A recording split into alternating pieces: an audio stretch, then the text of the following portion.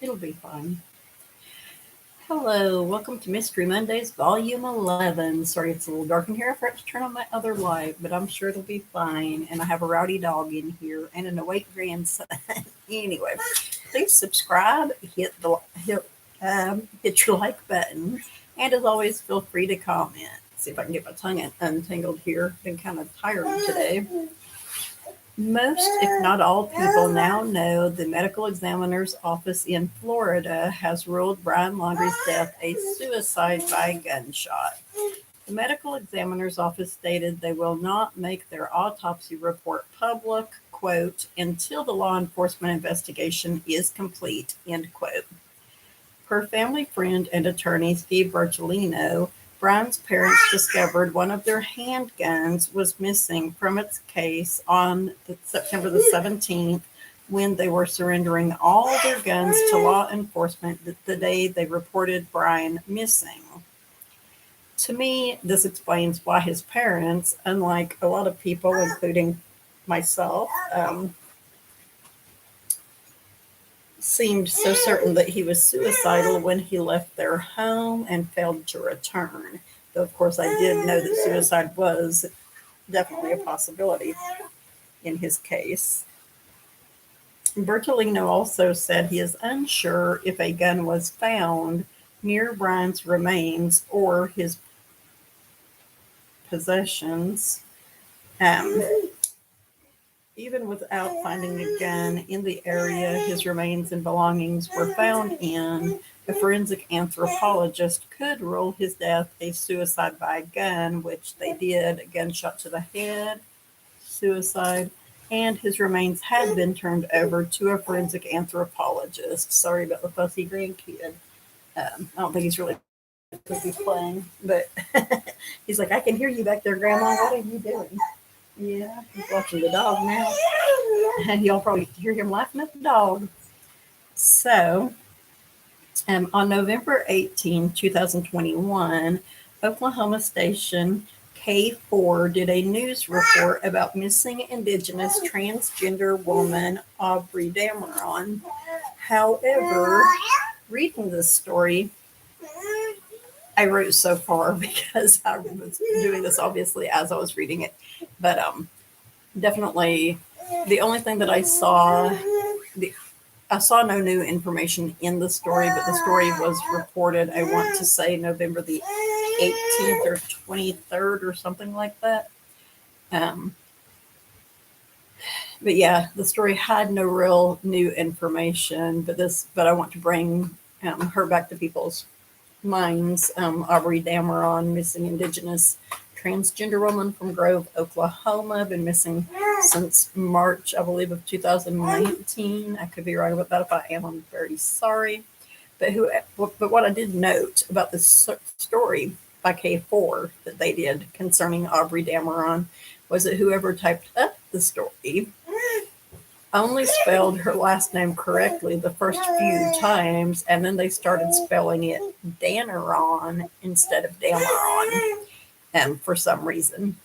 I know they're right next to each other on the keyboard, and perhaps they were just hitting the wrong key, or perhaps the person thought that was what her last name was. I don't know.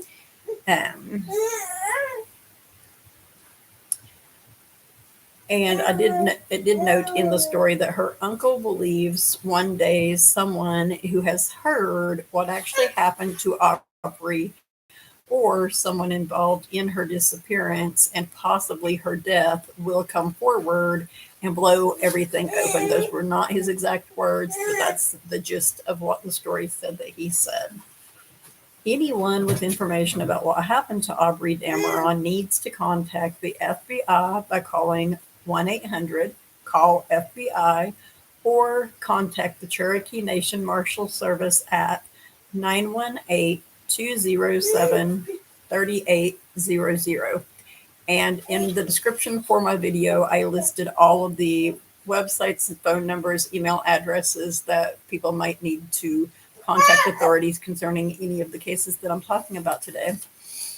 And I chose for some reason not to list all of the ones I was talking about at the first. I meant to do that, but I did not do that. And it actually turned out to be a good thing because I decided to keep in order to keep the video shorter, I decided not to cover two of the ones I was going to cover, so I will cover those next week, unless I decide to just cover the Halifax explosion because its anniversary will be coming up next Monday. So I might decide just to cover it next Monday instead of cold cases about missing people from national parks in the United States.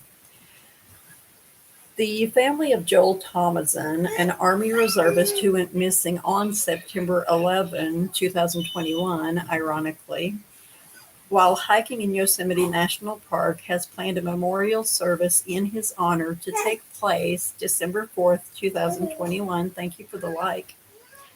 Thomason planned a solo hike from Hetch Hetchy to Lake Eleanor, then back to Hetch Hetchy. I have talked about these cases before, as you probably know if you watch my videos very often or are subscribed. His hike was scheduled from September the 6th through September the 9th.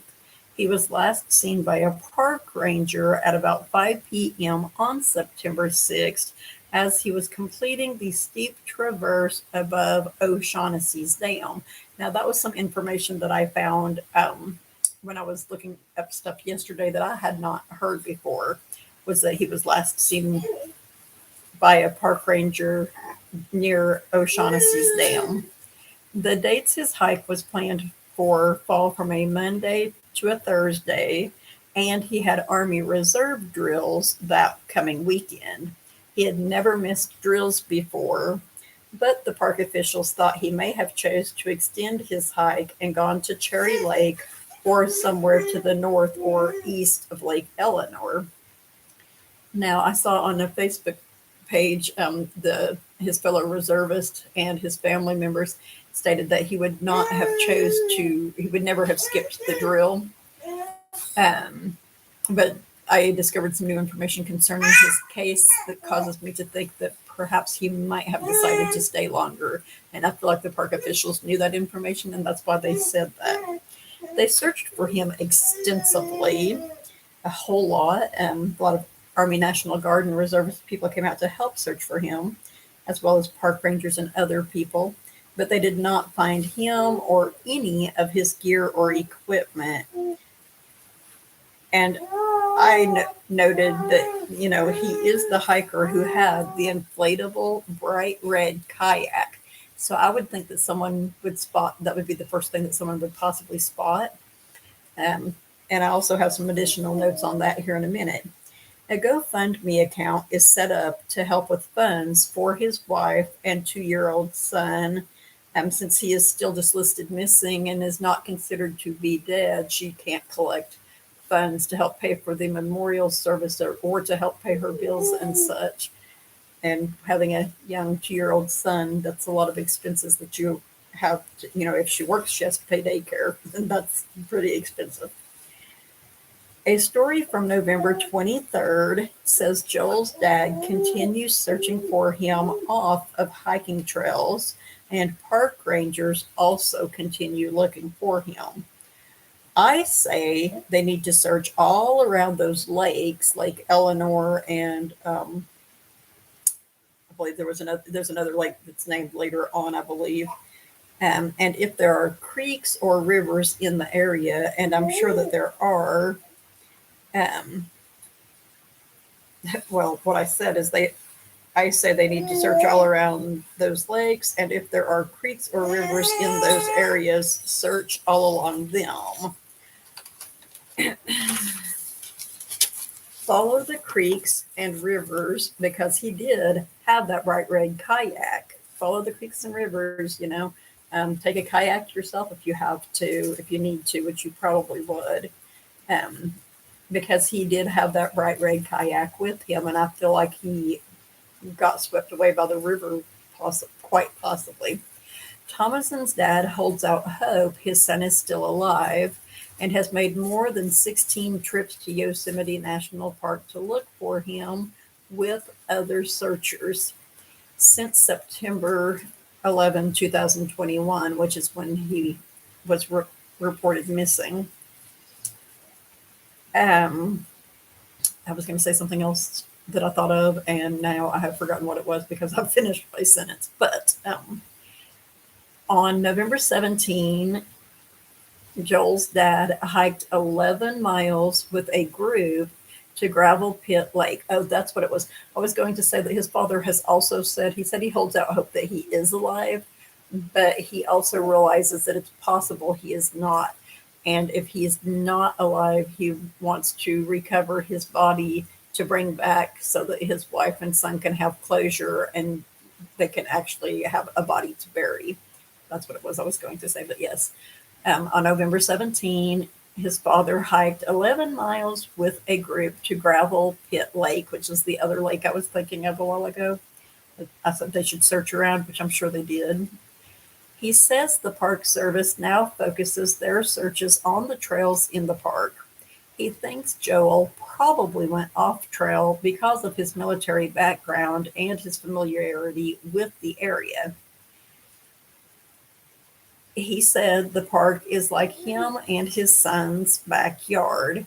That's how well he feels they know it. Like you say, I know that forest like I know my backyard. That's how well he feels like him and his son know the area that he went missing in Yosemite National Park. Um, he added that people from the area often hike solo because they do know the area fairly well because they hike it quite often, I'm sure. Joel's dad also said that his son's best friend had recently died from a heart attack, but Joel was in a good mental state. And I said, possibly not, though, let's be honest.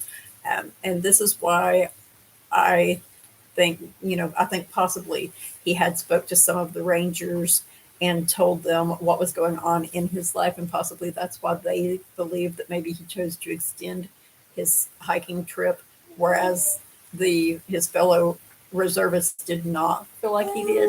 I feel like perhaps they were like, he is going through a lot and he's dealing with a lot, and he's came out to spend time in nature to help him cope. So perhaps he chose to extend his stay so that he has more time to deal with that, and he would have had a good excuse, in my opinion, to miss the military drill that he had coming up that weekend. But yes, that friend, his best friend, had recently died from a heart attack. And I said the death of a close friend is very hard to deal with, especially if it's unexpected, like this one was. Having a heart attack, you don't expect that. I don't know how old his best friend was, but Joel was 31, so I'm sure it was very unexpected.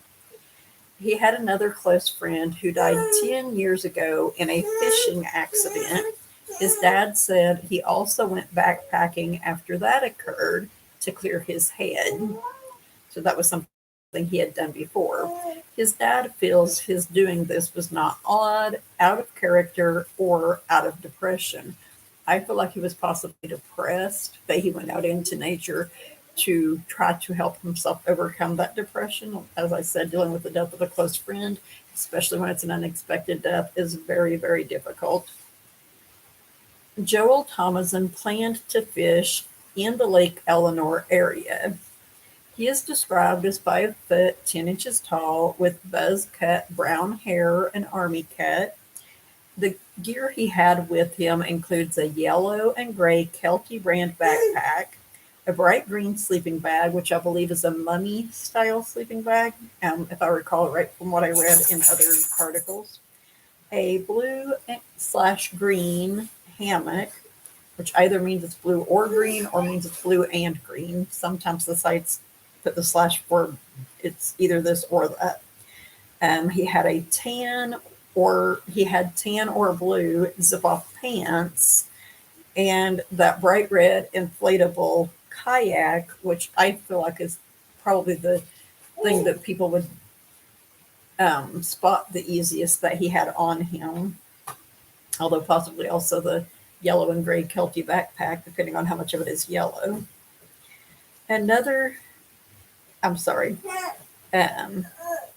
That's basically all of the newer information that I have concerning his case today. Anyone finding any of these items within Yosemite National Park should leave the item or items in place as always. Note the location using their coordinates.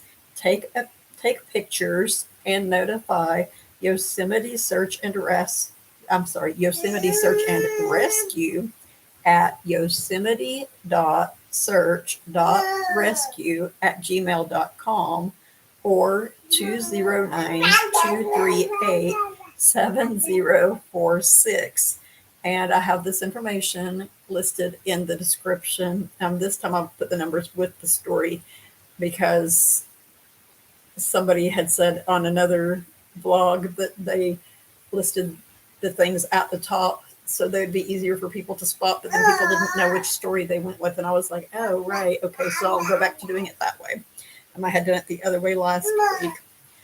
I now have a brief update on Jane Doe, who I spoke about last Monday, as well as the Monday before, whose remains were found in Yosemite National Park in the spring of 1983. She is the person I speculated could be Stacey Ann Arras. This information, the new information, comes from a November 22nd, 2021 online article posted to forensicmag.com, which I thought was very interesting because I did my last story on her on 11/22, a week ago, 11/22, 2021. And that's when this person posted this story, which is from another article, I believe. Quote, in the fall of 2020, ISB, which is Investigative Services Branch, worked with Marshall University and Parabon Nanolabs to genotype, end quote, extracted DNA from the remains that had been found in the spring of 1983. So as I said last week, they did extract DNA from those remains that were found to test to find out who the person possibly was. This gave a better profile, including genetic information, which included her ancestry and origin locations for her family line. Like if you have Ancestry DNA or 23andMe, I believe one of the others is called, you know that they show you where your heritage, like where the people that you come from originally resided within the United States, is what mine shows, because I live in the United States and that's where my heritage goes back to on it. Excuse me. It also allowed for a better physical description based on those findings. The Investigative Services Branch made a more realistic composite photo for her using that information, and along with Parabon Nanolabs, identified potential relatives who they followed up with. So yes, they used that information to identify possible relatives of hers within the United States, and they followed up with those people. Thanks to a I'm getting my tongue all twisted up. Sorry. Thanks to a culmination of decades of work and use of new technologies, quote, this victim of a long ago homicide has finally been identified. Her family and friends, has finally been identified, end quote. I was thinking earlier, I forgot to put my quotation marks at the end of that, but yes, that ends the quote. Thanks to a culmination of decades of work and use of new technologies, quote, this victim of a long ago homicide has finally been identified, end quote. Her family and friends now have closure, quote. At the request of her family, her identity has not been made public, end quote. I did not put my other quotation marks for either of those. I'm so sorry, guys. Her case now shows as resolved on the nps.gov website, but the case of Stacey Ann Arras does not. So I suppose Stacey's story hasn't ended yet. Of course, her family, the family of the person that Jane Doe did turn out to be, did not want her identity to be revealed. So if it is Stacey Ann Arras, they might wait a watch for her to say her case was resolved and not explain exactly why or something. I don't know how that would work. I don't think they would just want to leave her on there as a cold case if it was her, but it may have not been. as we all know. James Pruitt, who went missing February 28, 2019. This is a fairly recent case and is the most recent of the cold cases in the national parks. He went missing in Rocky Mountain National Park and is still missing. You may recall park rangers found his vehicle on March 3rd, 2019, which is the case with both of these, this one and the next story. The park rangers found their vehicles abandoned. But yes, the park rangers found his vehicle on March 3rd, 2019, and determined there was no backcountry permit associated with his vehicle. They could tell the vehicle had been parked at least overnight. He was a 70-year-old white male who was 5 foot 6 inches tall, weighed 150 pounds, with blue eyes and brown gray hair. It is believed he was wearing a dark blue jacket, red-orange beanie-style hat, which old people like me call a stocking hat, blue jeans, and carrying a small camera case with a Nikon Coolpix 900 and Nikon Coolpix 900 camera inside. I'm sorry if you can hear whoever's TV or music that is in the background. I hope you can't, but you might be able to.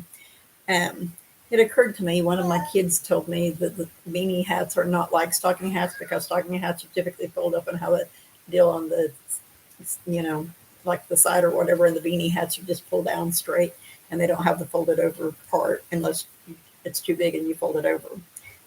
So it might not quite be exactly like a stocking hat, but it's basically the same.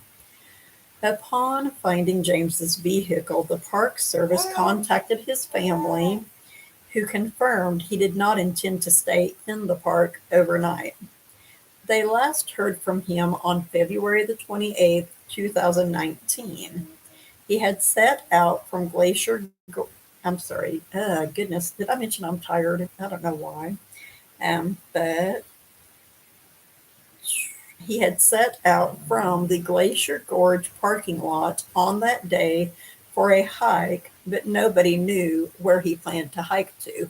It is important if you decide to take a hike. Now, it's possible he was just driving by and was like, oh, I think I'll take a hike. But his family seemed to know that he went to the area and planned to hike in the park, but they did not know where he was planning to go. So it's important if you're planning something like that, that you let at least one other person, preferably more than that, 5 or 6 people, know the path, the trail that you expect to take, and any places you plan to stay, or like monuments or whatever like that you plan to see. So that way the search and rescue people have a better idea of where to search for you if you should happen to lose your way within the national park or wherever it is that you are going.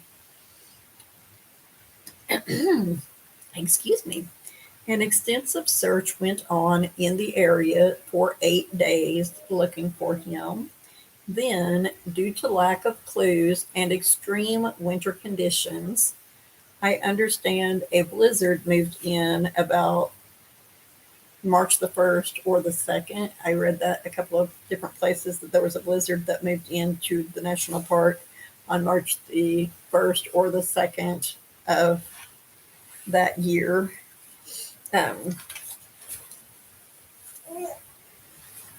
But yes, because of the lack of clues and the extreme winter conditions, the search for James entered limited continuous operations on March 11th, 2019. There were also coordinated search efforts conducted in attempt to locate him multiple times during the summer and fall of 2019. Anyone with information concerning James Pruitt, or who thinks they may have located an item or items belonging to him, including possible remains, needs to contact the Rocky Mountain National Park by calling 970-586-1204.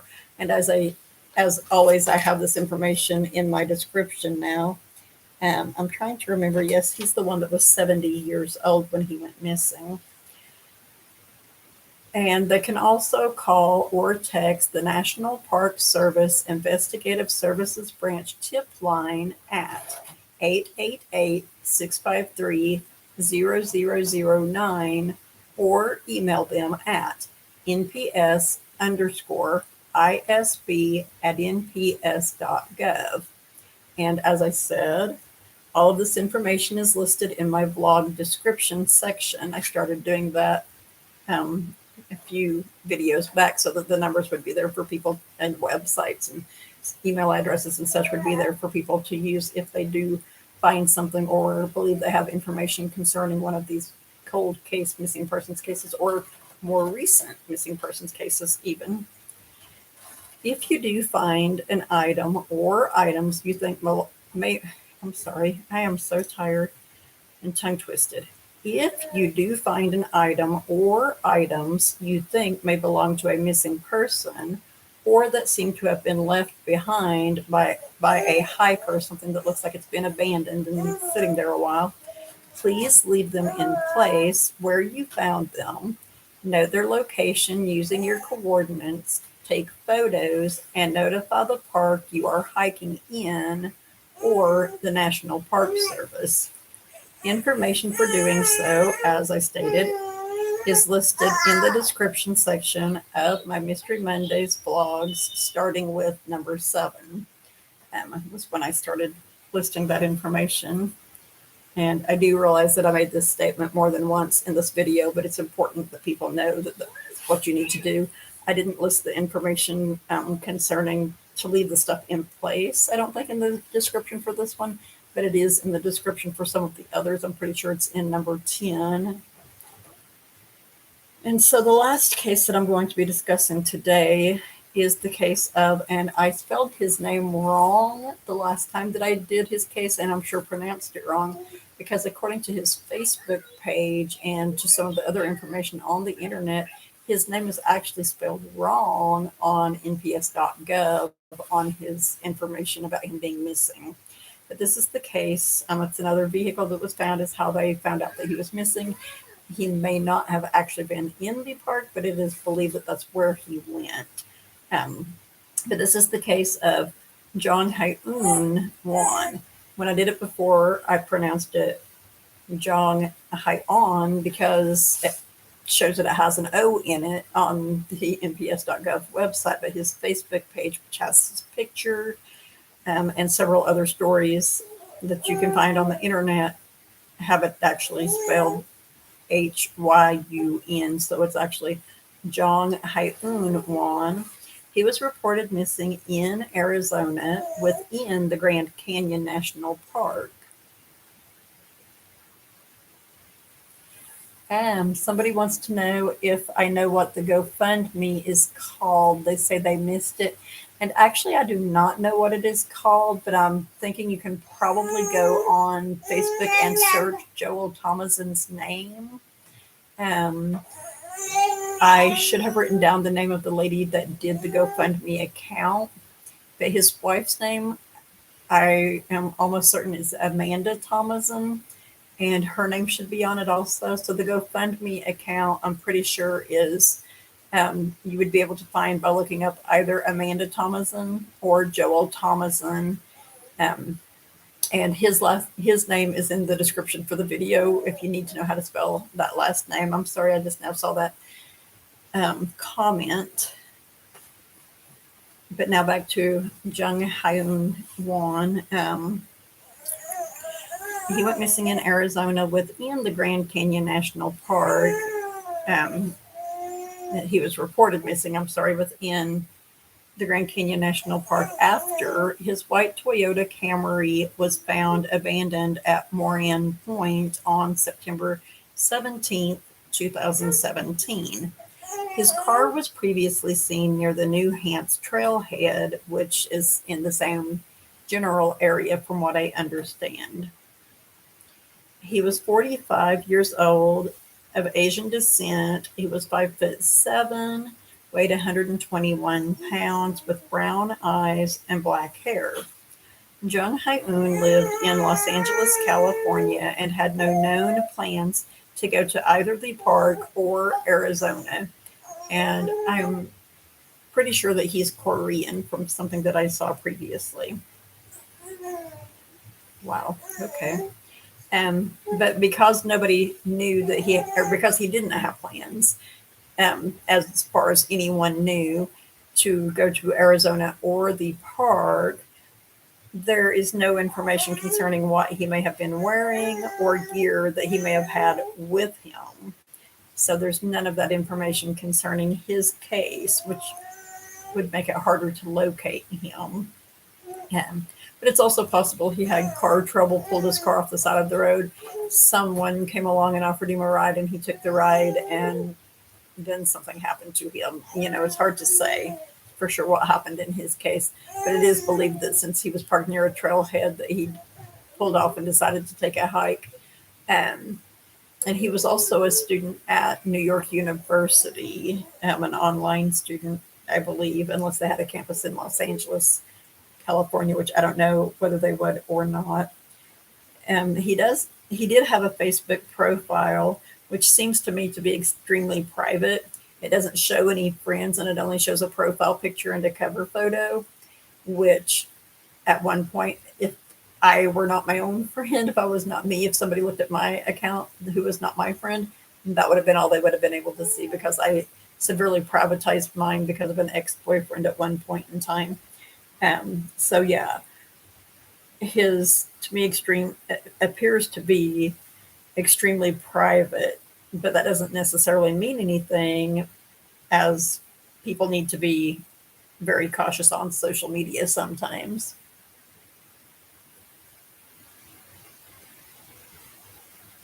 Right. I agree, Roland Keith. There are too many people that go missing in this country, and a lot of it has to do with human trafficking, but not all of it. Um, Unfortunately, there are a lot of unstable people out there who end up killing people and deciding to dispose of their bodies so that they don't get in trouble. But yes, this country is not the only one that has issues like that, I'm certain. But yeah, it's definitely not good. Not a good.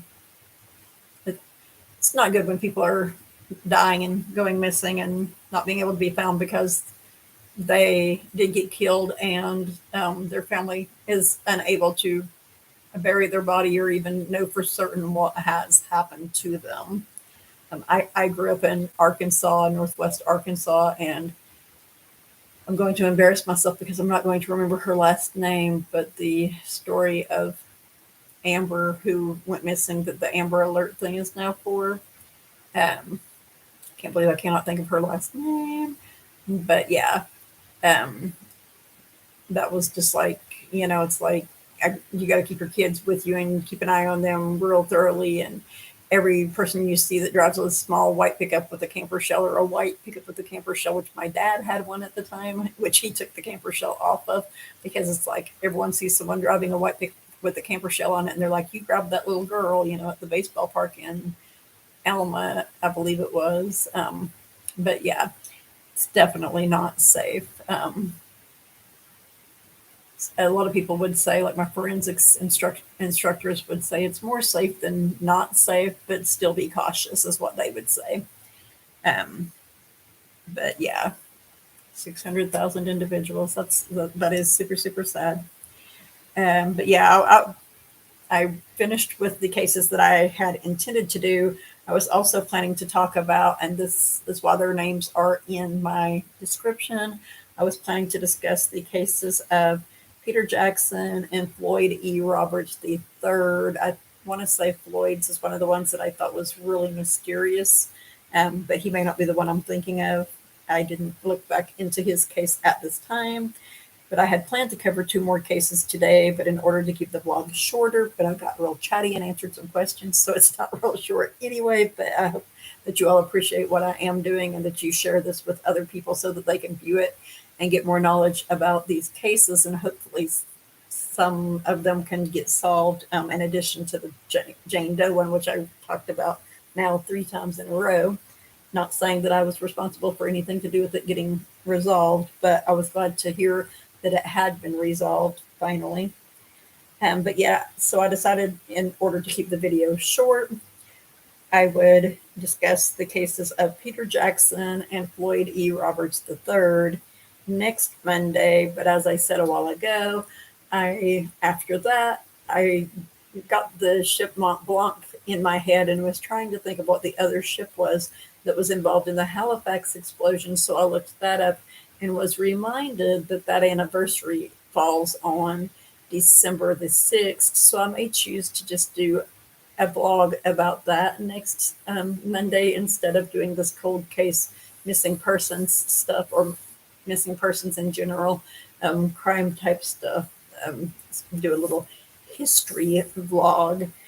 I myself knew nothing about the Halifax explosion until I switched my major in college to history museum studies, and I had to do an understudy research class, and we had to choose something to do a research paper on. And she wanted us to kind of have an idea what we wanted to do it on before class. And my kids asked me if I had any idea what I wanted to do mine on, and I was like, oh, there's so much stuff in history, but I've always been fascinated with Nova Scotia, so I'm going to just Google Nova Scotia and do it on the first thing that seems like it's truly historical. And that was how I ended up finding out about the Halifax explosion. I did a whole bunch of research on it, got an A on my research paper concerning it, which I wish I still had that research paper. I probably do somewhere. It might even be in one of my computers somewhere or on a flash drive somewhere. But yeah, so I may talk about that as the anniversary of it does fall next Monday instead of talking about the missing persons and cold cases. And in that case, the following Monday, which let me do my math here, would be December the 13th,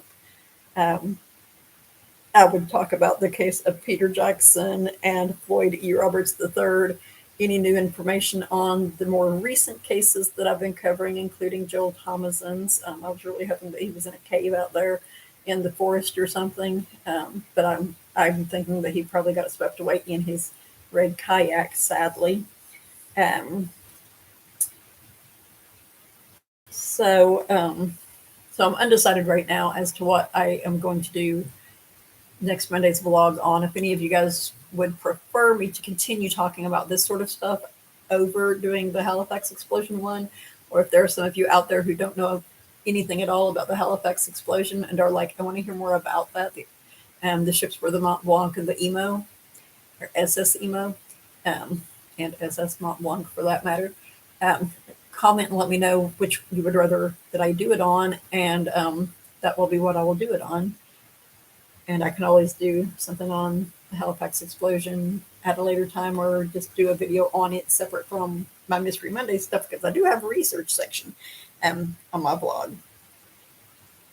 So anyway, at this time, there is no new information on the Gabby Petito case. I double checked to make sure whether there was, and unless it fell between approximately 12:30 today and the time I started doing this video, there is nothing new on the Gabby Petito case, or the Crystal Turner and Kylan Schulte case, or the Josue Calderon case.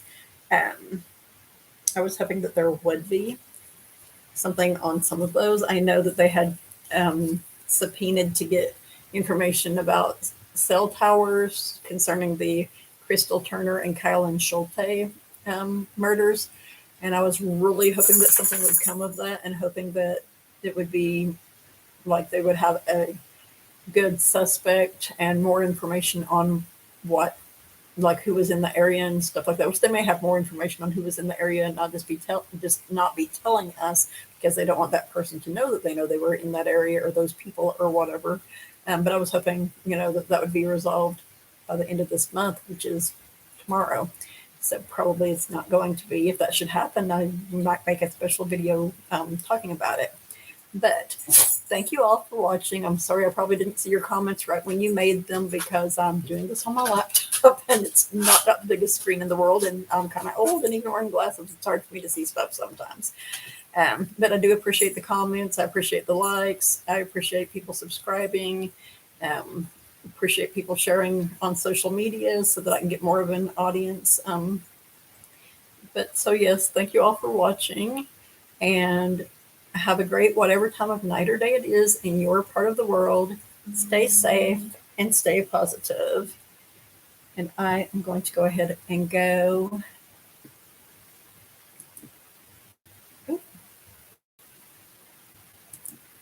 I'm sorry, I'm going to cancel going. What is my channel all about? I have a variety of stuff on my channel. I started out doing stuff with my Grubhub channel as well as the Masked Singer.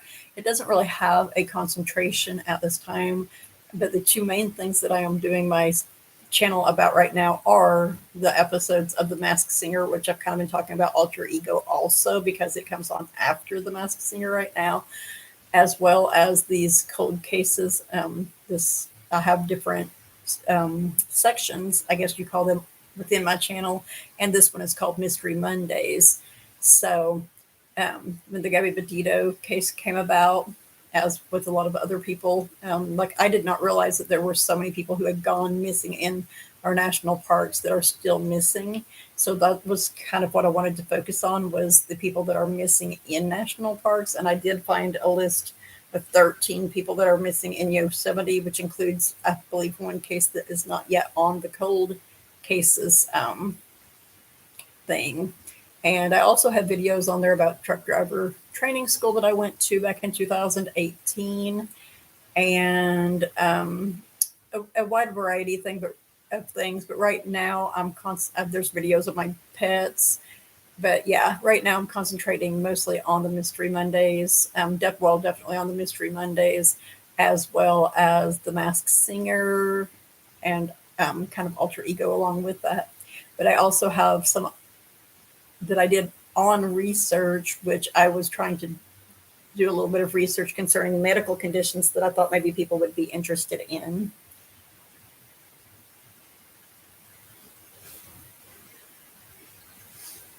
Oh wow, 68 people go missing every hour of every day. That is so sad. Roland Keith, out of curiosity, where are you from? Do you live in the United States, or do you live in Canada or someplace else? If you don't mind my asking, I mean, you don't have to answer if you don't want to. But yeah, uh, I was doing some research stuff, as I was saying, about medical conditions and stuff like that. I started doing it. I did it on deep vein thrombosis, and I'm not going to think of what the other one is called. But yeah, I think I only did like 2 or 3 of those, and people didn't really seem to be interested in the medical stuff, the information I had on it, because it's like you can just look that up, you know. Oh, so you're in Australia. That's nice. I want to ask, how many people go missing in Australia? I mean, probably not near as many as here. One of my favorite movies years ago was The Bridge to Nowhere, which I didn't really like the light that it painted Australia in, because I always liked Australia, but I liked the movie. Um, but yeah, I'm sure there are probably not as many people that go missing in Australia as there are in the United States, because, as I said, the main reason that a lot of people go missing here is connected to human trafficking or serial killers. And okay, he's gonna look that up for me. But yeah, it's been said like there have been serial killers that were born in Canada and other countries who came to the United States because they felt like, possibly like, they would be less detected here. I'm not exactly sure why that is, or like maybe they would have, well, a lot of people from other countries have stuff against Americans, so it's like I want to go over there and kill their people instead of killing my people or something. I don't know about that for sure. But I did choose today to make my live comments feed continue. It should continue whenever I do disconnect, because I am going to have to disconnect here in a little bit. I need to check and see where my daughter's at, whose baby I'm watching, for one. Yeah, that's interesting. Multitasking, not really. Oh, yep, she's on her way. But he should be able to comment that whenever. Looks like she just started driving not too long ago. Wow, must be bad traffic. Um, but I hate to sit here and not say anything. So he's going to look up that information, though, about how many people go missing in Australia. When I decided to do the Mystery Mondays about to focus it on, like, my Mystery Mondays started out being like, you're not going to know what's going to happen. You're not going to know what, you're never going to know what you're going to get. And the Gabby Petito case came about. I was like, well, I can do this about the missing people, the missing persons cold cases in the national parks in the United States. And then it's like, well, I found some more recent cases that, thankfully, some of those were actually of people who had been found. There were like 3 or 4 that were of people who had been found. And then the Joel Thomason and Richard Judd ones that had not been found. And, but yeah, I was like, I can do this on that. And then I was like, I could possibly also look into mysteries, like people who went missing or got killed and no one knows who killed them. Like, it's unknown what exactly did happen to them, who committed the crime. I could look into stuff that has to do with that, like not only in the United States, but possibly around the world. But there's so much of this stuff, as Roland said, that goes on here in the United States that I feel like it would be a huge chore for me to do that sort of thing concerning everywhere.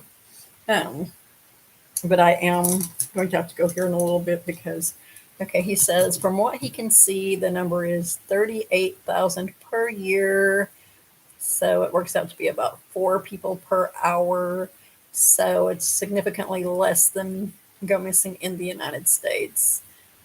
So that's about what I figured. I figured it was quite a few less. I know in Canada there's a problem with Indigenous people going missing, and um, the Indigenous people have, like, that happens here in the United States also. The Indigenous people have trouble getting the authorities, the government authorities, to help them find their loved ones and find out what happened to them, potentially and such. But yeah, I know that's a problem up there, but not near as much of a problem as it is here. Well, thank you for watching and thank you for all of your comments, Roland. And I am going to have to go because my daughter is on her way to pick up my grandson. But I do appreciate you guys very, very much. And as always, as I always say, have a great whatever time of night or day it is in your part of the world. Stay safe and stay positive.